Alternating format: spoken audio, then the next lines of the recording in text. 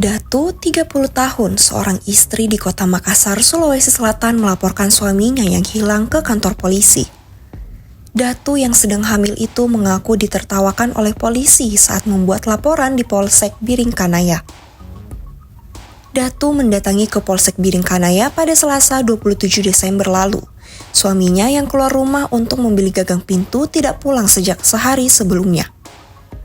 Datu kecewa terhadap kepolisian, dia pun mulai mencari sendiri suaminya itu.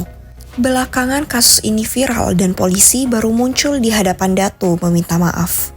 Kapolsek Biringkanaya Kompol Andi Alimudin mengatakan anggotanya tidak bermaksud menghina Datu dengan cara menertawainya saat membuat laporan. Menurut Alimudin, petugas memang sempat melontarkan kata candaan terkait mengganti suami jika hilang.